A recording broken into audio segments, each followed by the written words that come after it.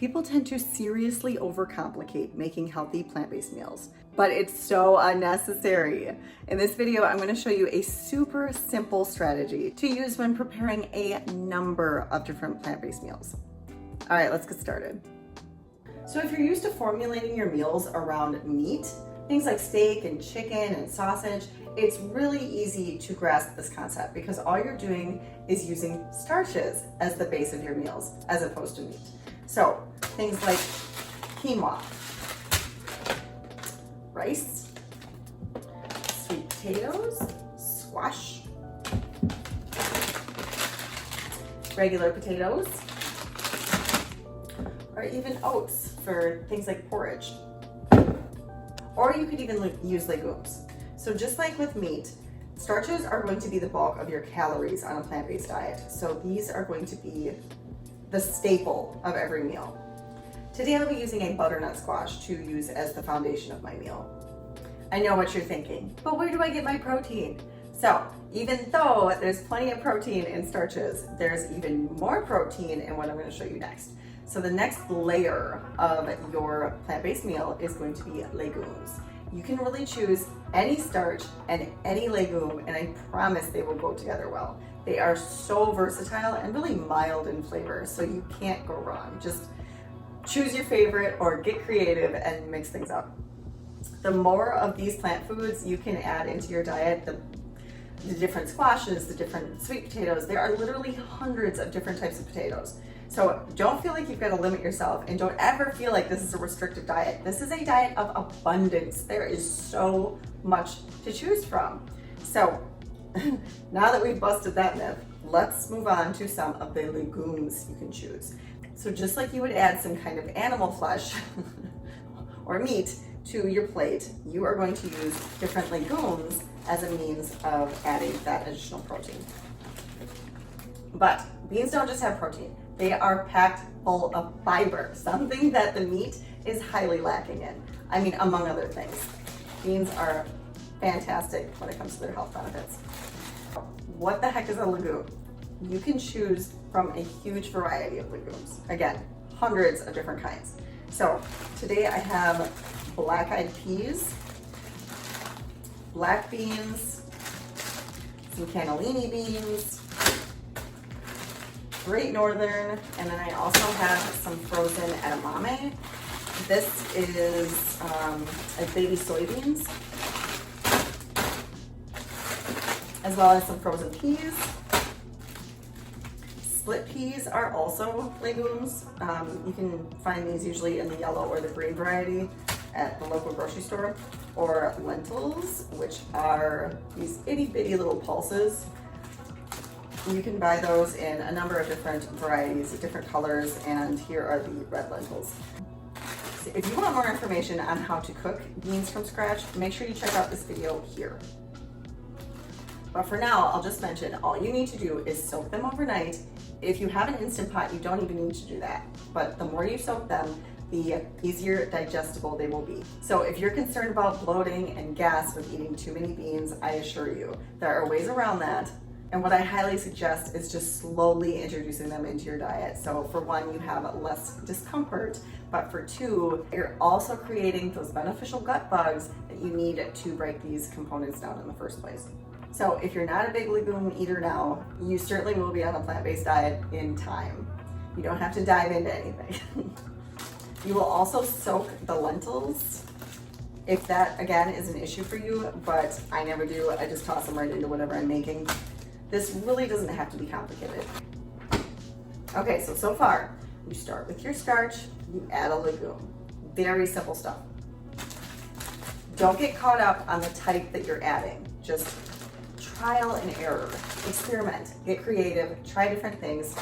You'll be surprised at how flavorful these foods can really be when you put them all together. By the way, this isn't even the majority of the beans I own. This is just what I grabbed for the video. But this might give you a sense of how many of these I eat on a regular basis. Well, my whole family really. We're big bean lovers. If you're enjoying this video, make sure you give it a like. It really helps to grow my channel. All right, let's get back to the food. Now we're gonna add our veggies or our fruits. For this particular meal, it's going to be very savory. So I am going to have some mushrooms, some turmeric root, Brussels sprouts, onion, of course, and then I'm gonna throw in some garlic and seasonings. So this is super simple because you cannot go wrong. There are not many vegetables that don't go together. So things like broccoli and Brussels sprouts, or those really aromatic and bold, flavorful veggies, might give off a stronger taste. So you just gotta play around with it. Just try different combinations. If you don't like a vegetable and you know you don't like a vegetable, leave it out. There are so many to choose from. Again, thousands and thousands of plant species. So if you don't like one, just pick up another. All right, let's get started.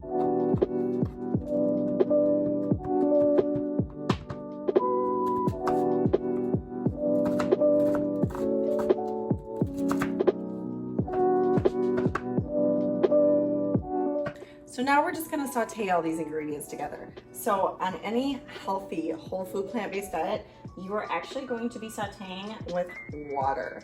And I went ahead and heated this up ahead of time because it helps to keep the heat regulated more properly if you're adding already warm water to the cooked food, as opposed to adding a bunch of cold water and then it has to take the time to heat it up again. So this is just a nice even flow of heat. And if you're unfamiliar with sauteing with water instead of oil, it really doesn't take much practice. You just have to keep adding a tablespoon at a time each time you notice that things start to stick to the pan too much. The food comes out tasting great and you really don't need oil in the first place. If you want more information on why oil is so harmful for consumption, make sure you check out this video here. All right, so let's get started.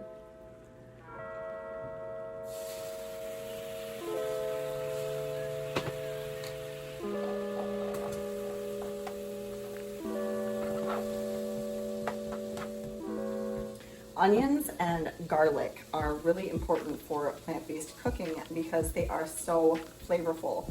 But on top of that, when you saute them, it actually creates, I don't know if you can see, it actually creates its own liquid and keeps things nice and moist so it doesn't stick to the pan. See, very easy, no sticking whatsoever. This can be a little more tricky with a stainless steel pan, but again, as long as you keep moving things around, you're gonna be just fine. That's the one drawback. You have to stand in front of the stove and continue to move the ingredients around as they cook.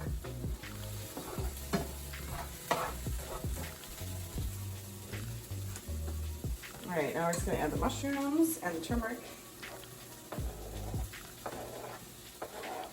Obviously, I like a lot of mushrooms.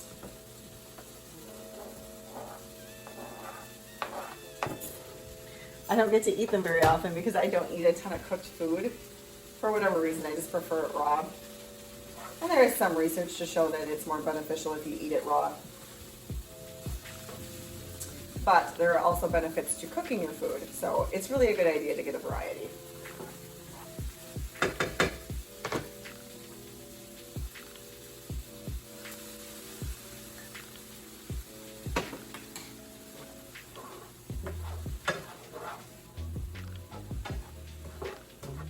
So now I will add that garlic and the rest of the spices. Oop. Almost forgot about the Brussels sprouts. I think I'm gonna heat these up in the microwave for a little bit just to get them warm since I forgot to add them. I don't wanna overcook the onions and mushrooms while trying to thaw these and cook them.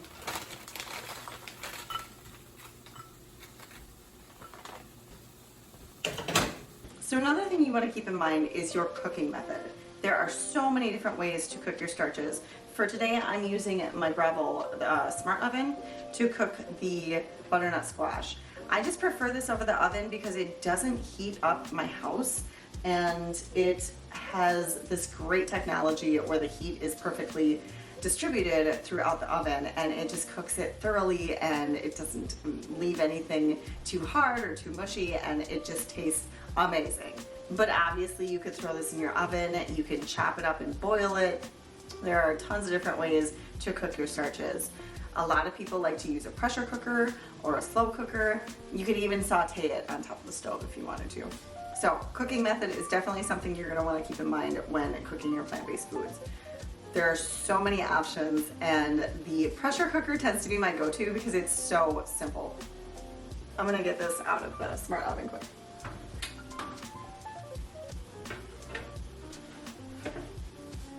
So here's my finished squash. I'm gonna let that cool down while I finish cooking the veggies. So the breville isn't 100% necessary, but I highly recommend it if you're going to be cooking plant-based foods because you'll be using it often. People love this thing, especially for making French fries and twice baked potatoes and making their veggies nice and crispy, but it's also great for not using oil. There are less expensive options, but again, I prefer my breville. All right, let's get back to those veggies. The next thing you want to think about when you're cooking your plant-based meals is what kind of spices or seasonings you're going to want to add. So I already added the turmeric. Now I'm going to add some onion powder. Literally, I put onion powder and garlic powder in all my plant-based meals. They're just so flavorful and good for you. And yes, I'm using fresh garlic too, because there are different beneficial compounds in the fresh versus the dry garlic. I'm also going to add some of this Bragg's 24 herbs and spices sprinkle. It's just got rosemary, minced onion, minced garlic, granulated onion, garlic, thyme, bell pepper, all sorts of fun stuff. So this is just a lazy way of making your food taste amazing.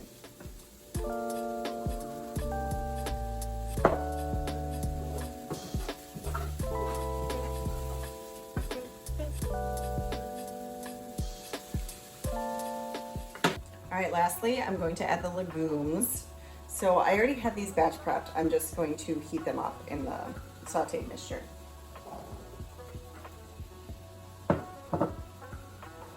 And last but not least, the frozen collard greens. You can buy your greens frozen, and then you don't have to worry about them spoiling.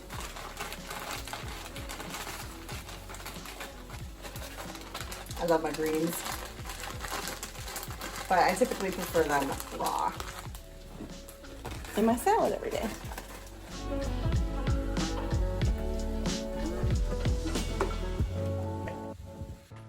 I also wanted to add that seasonings are so crucial on a plant-based diet, not only for flavor, but for the beneficial aspects. So all herbs and spices are going to contain a concentrated amount of phytonutrients. And not only is that going to help you reduce inflammation and create all sorts of good things in the body, but it's going to make your food taste really yummy. So you can use things like garlic powder and onion powder in place of salt, and you can use cinnamon and cloves in place of things that you would normally add sugar to make it seem kind of sweet. So don't downplay those herbs and spices. Make sure you add them to your meals. It also helps to spice things up. So if you are sick of eating things a certain way, just use a different seasoning and it will taste completely different. You never have to get bored on this diet. All right guys, so here's the finished product. I'm obviously terrible at plating my food, but here is my squash and my veggie mix along with the seasonings, and you can see the garbanzo beans for the legumes. There are so many different ways I could have made this dish. I could have used potatoes, I could have used sweet potatoes, I could have used rice or quinoa or any other kind of grain. Plant-based diets are so simple. I could have used any other veggie. I could have thrown out the onions and used shallots or maybe yellow onions.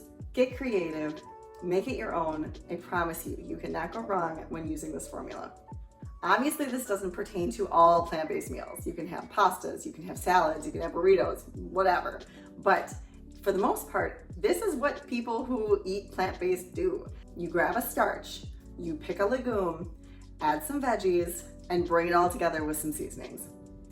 It's that simple. Stop overcomplicating it with these fancy recipes. All right, guys, let me know what meals you come up with and leave them in the comment section. I would love to hear from you guys. I hope you really enjoyed this video. It was a lot of fun to make. This is actually my breakfast. I'm super hungry, so I will see you guys later.